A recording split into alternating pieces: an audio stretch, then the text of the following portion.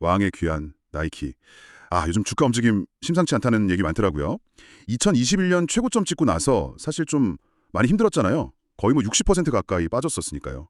네, 그래서 오늘 저희가 이 나이키의 최근 반등이 진짜 잠깐 반짝하는 건지 아니면 정말 그 이름처럼 왕의 귀한인지 한번 제대로 파헤쳐보려고 합니다.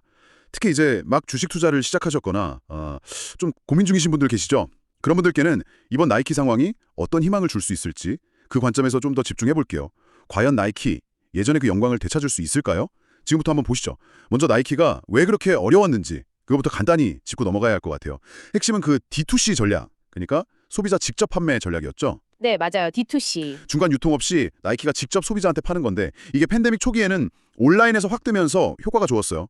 근데 오프라인 매장들이 다시 문 열고 하면서 이게 좀 문제가 생기기 시작했죠. 그렇죠. 특히 그 재고 관리가 안 됐어요. 유통사를 안 거치니까 안 팔리는 재고를 나이키가 다 떠안아 했고 이걸 또 처리하려니까 막 할인을 하고. 할인 때문에 브랜드 이미지도 좀 네, 이미지도 안 좋아지고 수익성도 나빠지고 악순환이었죠. 주가도 그래서 많이 빠졌고요. 맞아요. 그랬는데 최근에 발표된 실적 있잖아요. 6월 27일. 이건 시장 기대보다 훨씬 좋았어요. 매출은 살짝 줄었는데 순이익은 오히려 7% 늘었고요. 네, 그게 중요하죠. 네. 그리고 제가 진짜 주목했던 건 매출 총이익률인데 이게 44.6%에서 46.6%로 거의 2%포인트나 올랐더라고요. 그게 정말 큽니다. 그쵸? 쉽게 말해서 같은 물건 팔아도 더 많이 남긴다는 뜻이니까 장사를 더 잘하고 있다는 신호잖아요. 맞습니다. 효율성이 좋아진 거죠. 그러니까 주가도 실적 발표하고 바로 막 10% 넘게 확 뛰고. 기대감이 생긴 거죠. 이런 실적 개선 뒤에는 그 새로운 CEO, 엘리엇 힐, 이분의 역할이 컸다고 봐야겠죠? 구조 혁신을 이끌고 있으니까요. 가장 눈에 띄는 건 역시 다시 홀세일, 그러니까 유통업체들이랑 손잡는 거. 심지어 아마존에도 다시 들어간다고 하더라고요, 6년 만에. 네, 그 결정이 아주 중요합니다. 이게 근데 그냥 옛날 방식으로 돌아가는 건가요? 아니면 뭔가 다른 전략이 있는 걸까요? 그게 단순한 유통이라고 보긴 어렵고요. D2C의 한계를 좀 인정한 거죠. 그러면서 이제 최적의 판매 방식을 찾아가는 뭐랄까 전략적 보완이라고 봐야 합니다. 전략적 보완. 네, 실제로 보면 재고 수준도 작년보다 15%나 줄었어요. 이게 정말 큰 변화거든요. 15%나요? 와. 네, 그리고 할인 판매 비중 줄이고 제값 받기, 정가 판매를 늘리면서 수익성을 확실히 챙기고 있고요. 근데 더 놀라운 건요, 현금 흐름이에요. 이런 어려운 와중에도 작년보다 현금 흐름이 60%나 늘었다는 거예요. 60%요? 현금이 그렇게 많이 늘었다고요? 네, 쓸 수 있는 돈이 훨씬 많아졌다는 뜻이죠. 그러니까 배당도 계속 주고 자사주 매입도 꾸준히 할 수 있는 거고요. 회사가 그만큼 자신감이 있다는 거죠. 그건 정말 대담하네요. 단순히 실적이 나빴던 게 아니라 뭔가 미래를 위해서 체질 개선을 한 거군요. 그렇죠. 의도적인 과정이었다고 봐야 합니다. 월가에서도 반응이 확 달라졌어요. 투자 기관들이 목표 주가를 지금보다 훨씬 높게 잡더라고요. 뭐 80달러에서 115달러까지. 대부분 매수 의견이고요. 네, 시장에서도 이제 긍정적으로 보기 시작한 거죠. 이건 특히 투자를 처음 시작하시는 분들께는 꽤 희망적인 신호가 될 수 있겠어요. 전문가들이 좋게 본다는 거니까요. 물론입니다. 그리고 나이키 하면 역시 그 강력한 브랜드 파워. 이건 뭐 절대 무시 못하죠. 또 끊임없이 혁신하잖아요.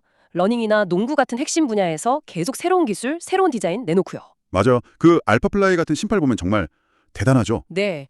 게다가 전 세계 러닝화 시장 자체가 계속 성장하고 있어요. 연평균 거의 5% 가까이 성장할 거라 보거든요. 시장 자체로 크고 있군요. 그럼요. 그 시장의 절대 강자가 나이키니까 이건 계속 기회가 있는 거죠. 와, 그리고 이건 정말 흥미로운데 앞으로 있을 큰 스포츠 이벤트들. 이게 나이키한테는 진짜 엄청난 기회가 될 것 같아요. 와, 그 얘기 빼놓을 수 없죠. 2026년 월드컵, 2028년 올림픽. 이게 다 어디서 열리죠? 바로 미국. 나이키의 본진이잖아요. 네, 홈그라운드죠. 네. 예전에 2014년 브라질 월드컵 때만 해도 관련 매출이 21%나 늘었다고 하던데 이번에 미국에서 열리니까 와, 이건 정말 상상 이상일 수도 있겠어요. 홈 어드밴티지가 확실히 있겠죠. 이건 그냥 단기적인 호재가 아니라 몇 년 동안 쭉 이어질 수 있는 그런 성장 모멘텀이 될 수 있을 것 같아요. 완전 나이키를 위한 무대 같은 느낌. 물론 뭐 중국 시장 회복이 좀 더디다거나 아디다스나 룰루레몬 같은 경쟁자들이 계속 치고 올라오는 거 이런 위험 요인들도 분명히 있습니다. 네, 그런 점들도 봐야겠죠. 단기적으로 주가가 좀 흔들릴 수도 있고요. 하지만 많은 전문가들은 이제 나이키가 바닥은 다진 것 같다. 이제 다시 올라갈 준비를 하고 있다. 이렇게 보고 있어요. 장기적으로 보면 여전히 매력적이라는 거죠. 심지어 지금 주가가 마지막 세일 기회 아니냐 이런 시각도 있더라고요. 네, 오늘 쭉 살펴봤는데 나이키가 그 D2C 전략 수정하고 재고 관리 효율화하고 이런 힘든 구조 조정을 거쳐서 다시 성장 엔진을 켤 준비를 하는 모습이에요. 게다가 다가올 메가 스포츠 이벤트라는 든든한 지원군까지 있고요. 주식 투자를 이제 막 시작하신 분들께는 어쩌면 이렇게 어려움을 딛고 다시 일어서려는 큰 기업의 모습에서 또 다른 희망을 찾을 수도 있지 않을까 싶네요. 맞습니다.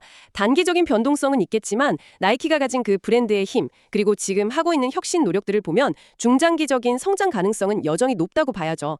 바닥을 다지고 이제 막 올라서려는 이 시점이 특히 좀 길게 보고 투자하시는 분들께는 분명히 흥미로운 지점일 수 있습니다. 오늘 저희 분석이 여러분의 판단에 조금이나마 도움이 되었으면 좋겠습니다. 마지막으로 이런 질문 한번 던져보고 싶어요. 이런 실적이나 데이터 말고 그 수많은 위기를 넘어서 다시 왕자를 노리는 나이키라는 브랜드 자체의 힘, 그 문화적인 영향력, 이걸 당신은 어떻게 평가하시나요? 어쩌면 이 질문에 대한 답이 여러분의 투자 결정에 또 다른 중요한 관점을 더해줄 수도 있을 겁니다.